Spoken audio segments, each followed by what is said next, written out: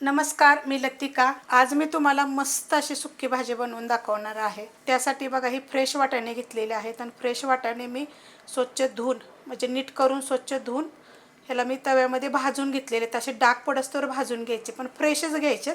आणि हे आहे ना ठेचा घेतलेला आहे, आपल्या हिरव्या मिरचीचा ठेचा। हिरवी मिरची, थोडंसं जिरं आणि लसूण आहे, हे 1.5 चमचा मी घेतलेले। तुमच्या तिखटाप्रमाणे कमी जास्त करू शकता। आणि जे हे वाटाणे आहेत ना, हे वाटाणे किती आहेत माहिती आहे का? ह्या वाटीच्या प्रमाणे सपाट वाटे वाटाणे काय करणार आहे मी आबडधोबड करून घेणार आहे। कढई मी गरम करत ठेवली, त्यामुळे तेल काढून घेऊया। तेल आपल्या आवडीप्रमाणे कमी जास्त करू शकता आणि गरम होऊन देऊया। तेल गरम झालेलं आहे, छोटा 1 चमचा मोहरी टाकायची। मोहरी चांगली फुटून देऊया। मोहरी चांगली बघा भाजली गेलेली आहे, त्यात टाकायचं छोटा 1 चमचा जिरं। नुसतं जिरं जरी टाकलं तरी चालतंय। जिरं पण आपलं चांगलं भाजलं गेलेलं आहे। एक मोठ्या आकाराचा कांदा घेतलेला आहे, तो पण असा जास्त बारीक पण नाही जास्त मोठा पण नाही, असा कापून घेतलेला आहे। कांदा चांगला पहिला भाजून घ्यायचा। कांदा चांगला भाजलेला आहे आणि हिरवी मिरची लसूण हे तर भाजलेलंच होतं।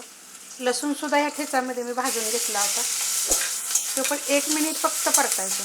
परतून घेतलेला आहे। एक छोट्या आकाराचं टोमॅटो, एक मोठ्या आकाराचं जर एवढ्या साहित्यासाठी टाकलं तरी चालेल। ह्याला पण 1 मिनिटभर परतून घेते। परतून घेतलेला आहे। त्याच्यामध्ये एक मीडियम आकाराचा बटाटा साल काढून छोटे छोटे तुकडे करून स्वच्छ धुवून घेतलेला आहे, धुवून घ्यायचा स्वच्छ। त्याच्यामध्ये टाकायचं आपल्याला चवीप्रमाणे मीठ आणि 2 मिनिटं परतून घ्यायचं। थोड्या वेळानं असं हलवून चांगलं परतून घेतलेलं आहे। आपल्याला काय करणार आहे, मीठ टाकल्यानंतर पाणी सुटतं, गॅस एकदम बारीक करायचं आणि आपण याला 2 मिनिटासाठी झाकण ठेवूया। बारीक गॅसवर झाकण ठेवलं होतं। झाकण कसं ठेवलं होतं, जे आपले बटाटे आहेत का नाही ते चांगले वापरतात, हे बघा शिजून निघतात लगेच त्यासाठी। आणि बारीक कापायचे, मोठे ठेवायचे नाहीत बिलकुल। आणि ह्या भाजीसाठी शिजवलेला बटाटा नाही पाहिजे, आपला कच्चाच बटाटा पण बारीक कापायचा। असं साल काढून छोटे छोटे तुकडे केले की नाही बघा लगेच शिजलं जातं, ते वाफेनं वापरलं जातं। फ्रेश वाटाणे जे घेतले होते ना ते मी कुटून घेतलेले आहेत खलबत्त्यात।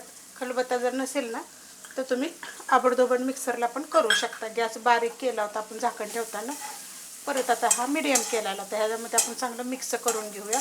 मिक्स करून घेतलेलं आहे। ह्याच्यामध्ये आपण पहिलेच मिरची वगैरे टाकलेली आहे, मीठ वगैरे टाकलेलं आहे। तुम्ही असं सुद्धा खाऊ शकता। तर त्याला काय करायचं, असं जर पाहिजे असेल तर झाकण ठेवायचं परत 2 मिनिटासाठी मिक्स करून।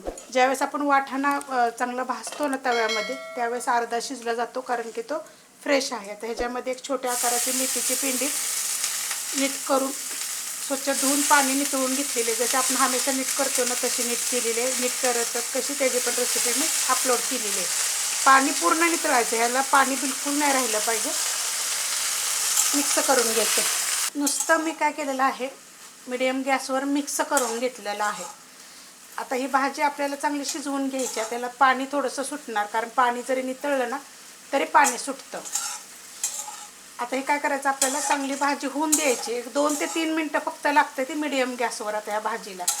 ह्याच्यावर पाहिजे तर तुम्ही 1 मिनिट 2 मिनिट झाकण पण ठेवू शकता, नाही ठेवलं तरी पण चालेल, कारण भाजी जेव्हा आपण अशी परततो ना तेव्हा तिला पाणी खूप सुटतं। फक्त ते पाणी आटवून घ्यायचे, त्याची देठं वगैरे पण आपली कवळी कवळी घेतलेली ती पण शिजून निघतात। मस्त असं बघा 2 ते 3 मिनिटं झालेत, मी थोड्या वेळानं असं हलवत आलेली आहे। पूर्णपणे भाजीचं जे पाणी सुटलं होतं ना ते पूर्णपणे बघा आटलं गेलेलं आहे। आणि अशा पद्धतीत जर भाजी केली ना तर खूप चविष्ट लागते। तुम्ही जरूर एकदा करून बघा। भाजीच्या तर खूप रेसिपी मी अपलोड करते, पण एकदा तुम्ही अशा पद्धतीत पण करा, पण झणझणीत करायची, खूप छान लागेल। रेसिपी आवडली तर लाईक करा, सबस्क्राईब करा, कमेंट करा आणि शेअर बी करा।